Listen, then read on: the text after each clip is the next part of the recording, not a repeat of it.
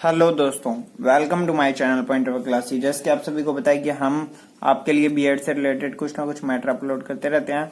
तो कल आपके लिए यूनिट प्लान किया था तैयार। अगर आपने उस वीडियो को नहीं देखा है तो वो वीडियो जरूर जाकर देखें।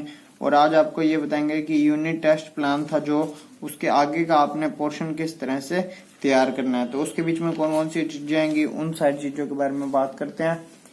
तो उसके बीच में क्या था कि जो उपचारात्मक व निदानात्मक परीक्षण था उसे किस तरह से आपने करना है। सबसे पहले वहां पे था एक क्रम संख्या, उसकी फोटो आपको साइड में शो हो रही होगी। क्रम संख्या, ठीक है। क्रम संख्या के बाद में था छात्र का नाम, ठीक है। छात्र या छात्रा का नाम हो गया और उसके एक साइड में लिखा हुआ था निदानात्मक, ठीक है। निदानात्मक के साथ ही लिखा हुआ था उपचारात्मक परीक्षण, उपचारात्मक परीक्षण, ये चीजें लिखी हुई थी। अब आपको ये बताते हैं कि इसके अंदर आपको करना क्या है। मेन चीज क्या लिखी है, क्रम संख्या। तो क्रम संख्या में आपने एक लिख दिया, ठीक है। और छात्र के नाम में कोई भी बच्चे का आप नाम लिख सकते हैं, ठीक है। जिनका भी आपने टेस्ट लिया उन बच्चों का नाम लिख सकते हैं, ठीक है। जिन जिनको कोई ना कोई दिक्कत आई है। वैसे तो हम जिनके नंबर कम आए हैं ना, आप उनको ये देखिए कि उनको अंदर क्या क्या कमियां रही हैं, ठीक है। उनके टेस्ट में क्या कमियां रही हैं, उनकी राइटिंग नहीं अच्छी, ठीक है, या उन्हें कुछ याद नहीं हुआ, उन्होंने पॉइंट्स नहीं लिखे। तो ये सारी की सारी चीजें निदानात्मक में आएंगी। अगर आपने जो आपका यूनिट टेस्ट रहा है वो अगर एबीसीडी से रिलेटेड है, लघुतरात्मक प्रश्नों से रिलेटेड है, निबंधात्मक प्रश्नों से रिलेटेड है, किस टॉपिक से रिलेटेड है वो भी आपको पता होना चाहिए। और उसी के हिसाब से आप क्या करेंगे, उनकी निदानात्मक गलतियां निकाल लेंगे कि उन्होंने क्या क्या गलतियां की हैं। उसके बाद में आपने क्या करना है, यहाँ पे जैसे छात्र का नाम मैंने लिख दिया, यहाँ पे मोनू लिख दिया, ठीक है। तो छात्र का नाम है मोनू। अब निदानात्मक में कौन कौन सी गलतियां होंगी ये आप गलतियां लिख सकते हैं, जैसे कि उसके लिखने का वे तरीका उसका सही नहीं है, ठीक है। या हम उसकी राइटिंग के बारे में भी लिख सकते हैं, इसकी राइटिंग सही नहीं है, ठीक है।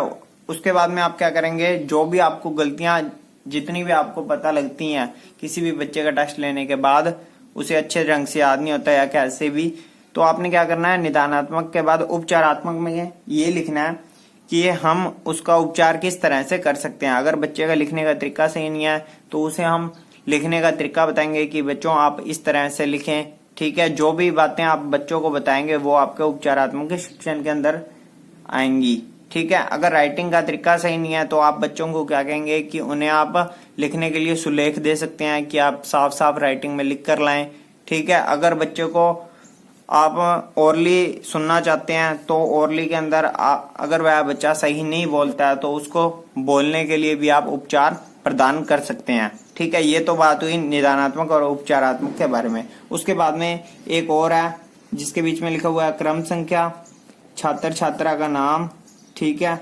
और उसके बाद में लिखा हुआ है कि प्राप्तांक संख्या, प्राप्तांक संख्या और प्राप्तांक क्रमांक। तो प्राप्तांक संख्या और प्राप्तांक क्रमांक का नंबर बता देते हैं कि ये क्या चीज होती है। क्रमांक का मतलब होता है सीरियल नंबर, मतलब कि प्राप्तांक क्रमांक का मतलब ये है कि पहले क्वेश्चन आपने जैसे कितने भी क्वेश्चन दिए हों, ठीक है, आप एक बच्चे का प्राप्तांक क्रमांक बना लें। जैसे कि क्रम संख्या 1, छात्रा कोई भी, जैसे मोनू लिया हुआ है तो मोनू लिख देंगे, ठीक है। उसके बाद में प्राप्तांक संख्या, प्राप्तांक संख्या या प्राप्तांक, यहाँ पे क्रमांक लिखा हुआ है, प्राप्तांक नंबर हो गए आपके।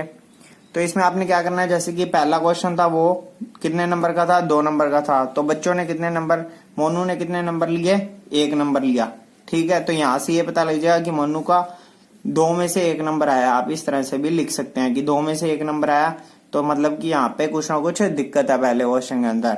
उसके बाद में दूसरा लिख सकते हैं, मतलब कि जिसके अंदर मोनू के नंबर कम आए हैं आप उसके नंबर लिख सकते हैं। जैसे कि 5 का एक निबंधात्मक प्रश्न था जिसमें 3 नंबर मिले, तो उसने क्या क्या गलतियां की हैं, किस तरह से पॉइंट्स किए हैं, वो सारी की सारी चीजें यहाँ से प्रदर्शित हो जाती हैं। तो उपचारात्मक और निदानात्मक परीक्षण में बस सिंपली यही करना है। आपको वापस बताते हैं कि छात्र छात्रा का नाम कोई भी लिख सकते हैं।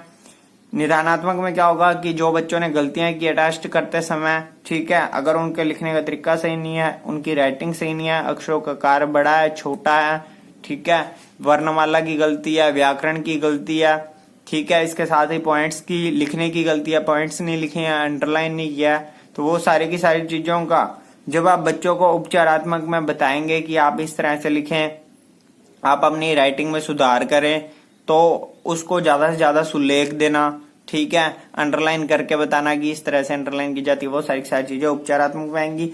और उसके बाद में प्राप्तांक संख्या और क्रमांक में आपने क्या करना है कि छात्र का नाम लिख दिया, प्राप्तांक क्रमांक में तो आपने लिखनी है जो सीरियल नंबर है, मतलब कि पहले क्वेश्चन में उसके कितने मार्क्स आए हैं, तो पहला क्वेश्चन अगर 2 नंबर का था तो बच्चे के कितने नंबर आए हैं, 1 नंबर। तो इससे पता लग जाता है कि बच्चे का 1 नंबर आया है, इसका मतलब 1 नंबर कटा है, तो वह किस रीजन से कटा है वो निदानात्मक के अंदर उसकी गलती पकड़ी जाती है। तो अगर आपको वीडियो समझ में आई हो तो thanks for watching this video, like this video and subscribe my channel.